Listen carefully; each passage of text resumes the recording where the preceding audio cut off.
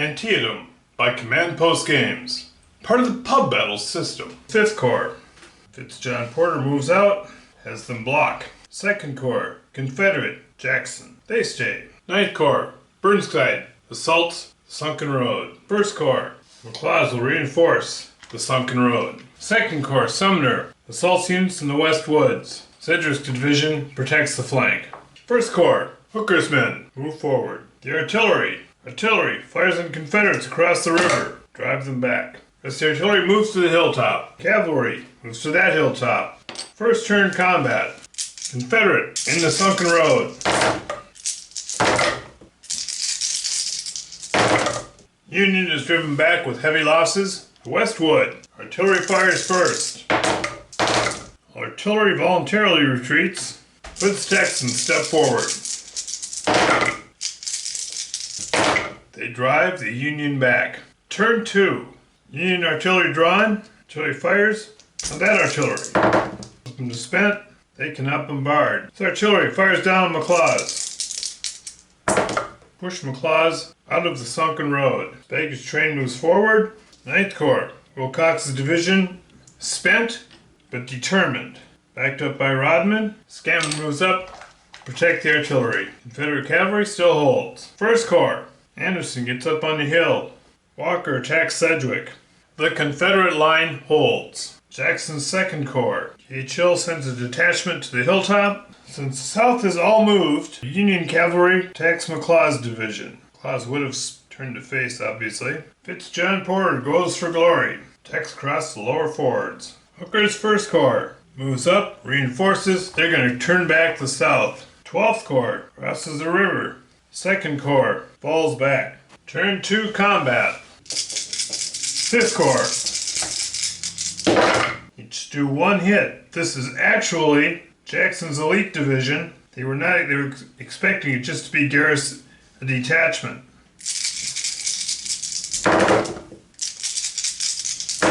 Jackson's division is driven from the banks by 5th Corps. Cross the lower bridge. Now the cavalry attack on McLaws. Cavalry rides off with no effect. Hooker's 1st Corps in the woods. Not doing well. Woods holds.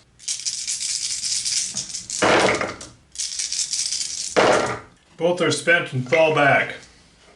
Unable to hold the position. On the right flank, Green division collapses. Walker and Doubleday. Locked in by heavy fighting. Ultimately, Doubleday falls back. End of 2nd turn. Confederate cavalry moves up to cover Walker on the hill. Mansfield's 12th Corps continues pressing the attack. Hooker's 1st Corps falls back.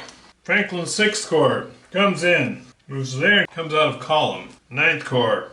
Wilcox falls back there. Rodman occupies the sunken road. And the artillery.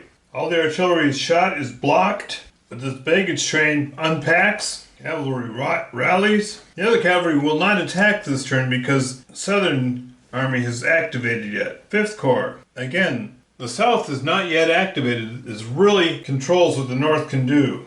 They'll cross. They will turn. They will assault that. They'll prevent the flank from that side. 2nd Corps. Jackson spins and attacks. Longstreet moves to there so that they're all in command. 1st Corps. 1st Corps is almost completely spent. Do they want to unpack bags? They're going to have to. Their baggage will unpack there. All these Confederate units can rally now, recover from spent. Walker falls back closer to the bags. 2nd Corps. Sumner. The bags are unpacked. They'll take advantage of that. That ends movement for turn 3. Turn 3 combat. Sykes' division destroys the detachment. Lee moves up. All the detachment pushes them back. Jackson. Attacking morale. Each doing 1. Jackson absorbs the first one. Morale takes 2 because he's green. Pushes him back even further. Williams on D.H. Hill. Pushes D.H. Hill back. Williams becomes spent. Green attacking Confederate artillery with their guards. Artillery is still first. They're still there though. 2 more. That destroys the artillery. Now he's fighting Ewell. Ewell becomes spent. Green is eliminated. That ends combat on turn 3. Turn 4. 5th Corps. Spins. Holds the little nap of the peninsula. Union Cav. Holds. Sumner 2nd Division. Moves into the East Wood. Williams 12th Corps. Falls back. Across the bridge. Franklin 6th Corps. Crosses the middle bridge. And 2nd Corps. Artillery Reserve. Moves the artillery up. Things are getting crowded just across Antietam. Cavalry. Lee charges across, trying to relieve pressure on the southern right flank. 1st Corps. 1st Corps recovers from spent because of the unpacked baggage. 9th Corps. Wilcox recovers. 1st Corps. Walker recovers. Hood in the artillery. Reoccupy the West Wood. End of turn 4. Turn 5. Little combat. One combat to do from turn 4. Both fade back from that. So this turn on turn 5, they would occupy the hill. 6th Corps. 6th Corps moves forward. Slocum attacks Early's division. Pleasanton begins sending his cavalry around to deal with the threat developing down here. 1st Corps assaults the West Woods. 9th Corps presses forward. Confederate Cav attack on the flank there. Lee moves forward, plugs that off. 2nd Corps. Those 2 units recover. Ewell stays to fight Slocum. 12th Corps. Mansfield holds the river. 2nd Corps breaks the flank, extends to the right. Sumner's within range. Artillery. Baggage moves like that. So artillery comes down there. Reinforce Slocum. 1st Corps, not wanting to risk losing their artillery, they back off. They will fight. A.P. Hill comes on, but he's only going to there because we're not sure yet where we want him. Combat, turn 5. Slocum and Ewell's divisions. Couldn't cut a break. Union assault there in McLaws. They drive McLaws back.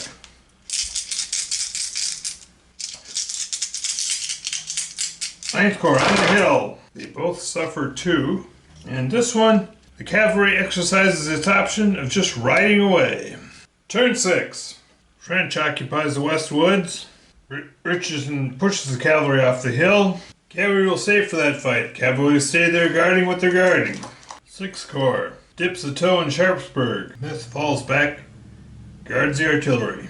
1st Corps attacks Anderson, guards the flank, right in there. They're not actually in Sharpsburg. They're keeping half their stuff out of it, so they're not becoming spent, nor do they get any protection from Sharpsburg. Big train is flipped. Williams recovers. Cavalry. 2nd Corps. Ewell recovers. And A.P. Hill goes in the center, comes in the line, is prepared to fight. 9th Corps occupies the sunken road and attacks. 5th Corps near the baggage. They recover. Artillery reserve secures that. They can fire on Ewell, and they will. To no effect. The baggage train unpacks. 1st Corps. This is some desperate fighting near the baggage. Things are getting desperate. End of turn 6. This combat here. McLaws is in the woods. He gets 1 hit, which pushes him back against A.P. Hill.